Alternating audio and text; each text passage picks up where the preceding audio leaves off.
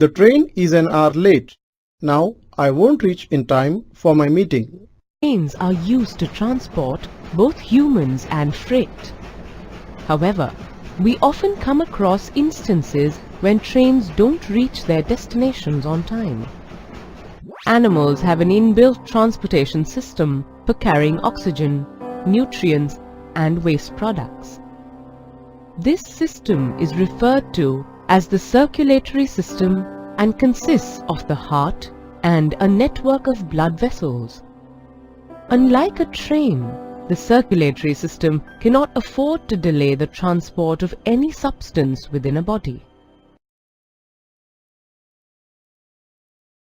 This lesson explains how various substances like blood and lymph are transported through the bodies of animals. By the end of this lesson, you will be able to describe the composition of blood, describe how blood vessels transport blood through the body, describe the composition of lymph, compare the structure of heart in different animals, explain the process of circulation of blood in the heart, and define blood pressure. In Venice, a boat is the most important mode of transport. Venice is a city of canals where people use boats to travel from one point to another. In the circulatory system, blood is the most important mode of transport. Blood is a fluid connective tissue that consists of a fluid medium called plasma, in which red blood cells, white blood cells, and platelets are suspended. Plasma transports food, carbon dioxide, and nitrogenous wastes in dissolved form throughout the body. Oxygen is delivered to the tissues by a pigment called hemoglobin that is present in red blood cells. The unit of measurement for hemoglobin is gram per deciliter of whole blood. In newborn babies, 17 to 22 grams per deciliter of hemoglobin is present. For children, the normal range is in between 11 and 13 grams per deciliter, and for adults, it is between 12 and 18 grams per deciliter. An adult male has a hemoglobin level between 14 and 18 grams per deciliter, and in adult women it is between 12 and 16 grams per deciliter. The normal range of hemoglobin is not the same for all animals. In cattle, for example, the range of hemoglobin is between 8 and 19%, which is quite different from that of human beings. The city of Venice has an extensive network of waterways that allow boats to move around freely. Similarly, blood is transported from one part of the body to another through an intricate network of tubes called blood vessels. Blood needs to be pumped through the blood vessels for it to reach each and every tissue in the body. This function of pumping is carried out by the heart. Blood vessels are comprised of arteries and veins. Arteries are the blood vessels which carry oxygenated blood away from the heart to various organs in the body. When the blood flows out from the heart, it is at high pressure.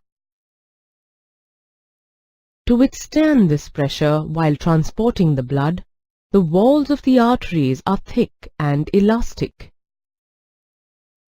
On reaching an organ or tissue, the artery divides into smaller vessels so that the blood can reach each individual cell.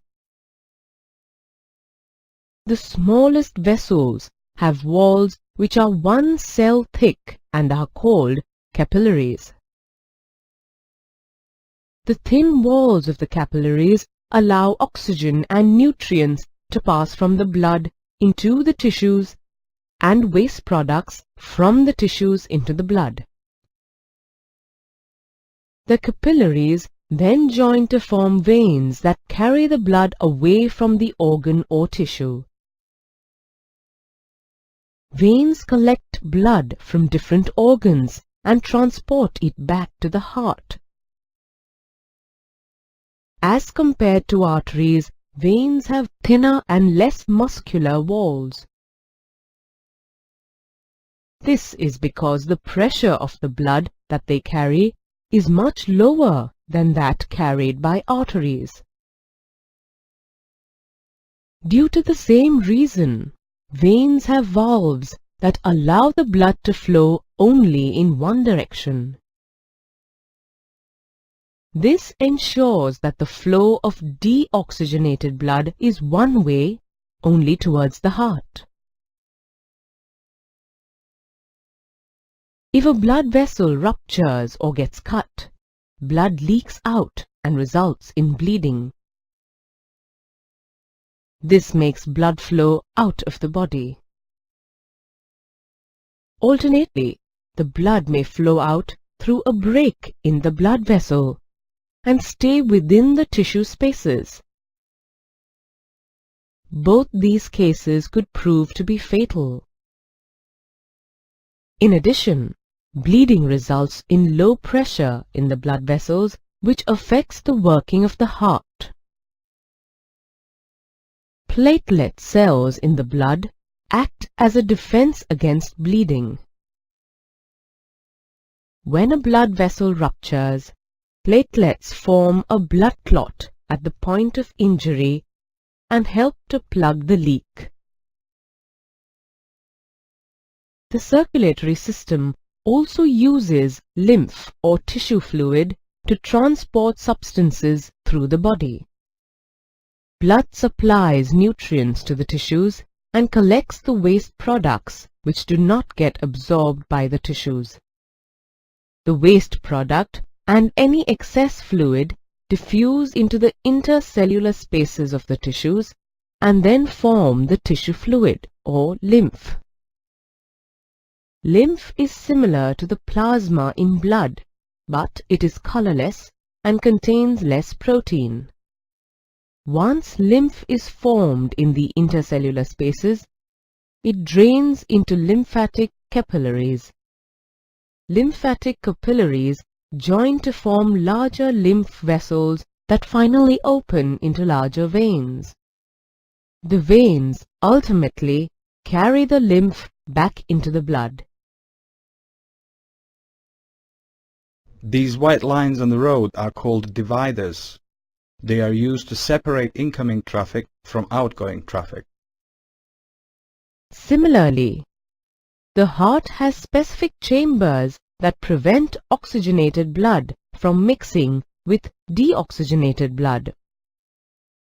The heart is a muscular organ which is about the size of our fist. The structure of the heart is not the same in all animals. Fishes have two-chambered hearts that have one ventricle and one atrium. The deoxygenated blood from the ventricle is pumped into the gills, where the exchange of oxygen and carbon dioxide takes place. The oxygenated blood then passes to the rest of the body and eventually returns to the atrium. Thus, blood circulates through the heart only once in the cycle. Therefore, this type of circulation is known as single circulation. Fishes are able to extract 80% of the oxygen contained in water passing over their gills. Human beings, on the other hand, can extract only about 25% of oxygen from inhaled air. Amphibians and reptiles have 3-chambered hearts with 2 atria and 1 ventricle. Blood from the right atrium flows to the lungs, where the exchange of gases occurs. Blood then returns to the left atrium. This oxygenated blood and some deoxygenated blood flows from the atria into the ventricle and passes through to the rest of the body. Eventually, the blood returns to the right atrium of the heart. The disadvantage of a 3-chambered heart is that oxygenated blood mixes with deoxygenated blood, as there is no mechanism to keep them separated. Although fish have a 2-chambered heart, most of the oxygen required by the body is extracted by the gills. All birds and mammals have 4-chambered hearts that contain 2 atria and 2 ventricles. The atria and ventricles are completely separated so that oxygenated blood does not mix with deoxygenated blood. Since oxygenated blood is segregated, it allows an efficient supply of oxygen to the body. This is useful in warm-blooded animals like birds and mammals, who constantly use energy to maintain their body temperature. Blood flows through the heart twice during each cycle in vertebrates like amphibians, reptiles, birds and mammals. So this type of circulation is known as double circulation. The heart is supplied with valves, which allow blood to flow in only one direction from the auricle to the ventricle. These valves prevent the blood from flowing back.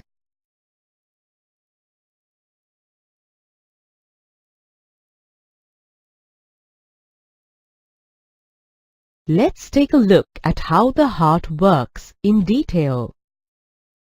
Deoxygenated blood flows from the body to the right atrium of the heart, which expands to collect blood. The right atrium then contracts, and at the same time, the right ventricle dilates. This transfers blood to the right ventricle.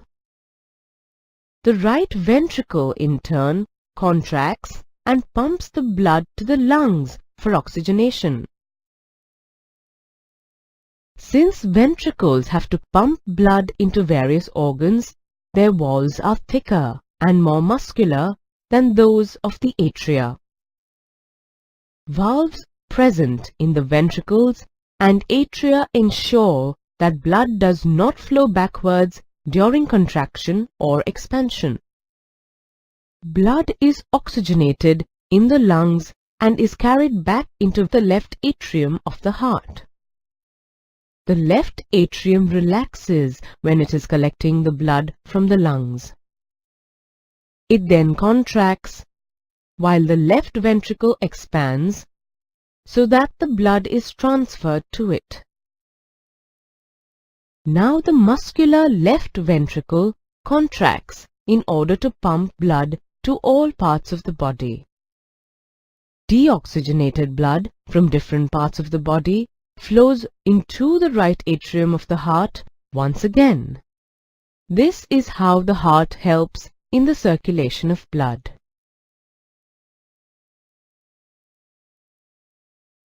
The body of a truck is equipped so that it can handle the stress exerted by heavy loads. Similarly, blood vessels are equipped to handle the pressure exerted by blood against their walls.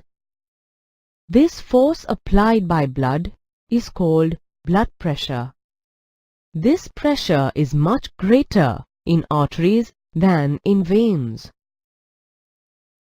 The pressure exerted by blood against the wall of the artery during ventricular contraction or systole is called systolic pressure, and during ventricular expansion or diastole is called diastolic pressure. The normal systolic pressure is about 120 millimeters of Hg and diastolic pressure is 80 millimeters of Hg. An instrument called a sphygmomanometer is used to measure blood pressure. High blood pressure is also called hypertension. It is caused by the constriction of capillaries of arteries called arterioles. This results in increased resistance to blood flow. High blood pressure can lead to ruptured arteries and internal bleeding.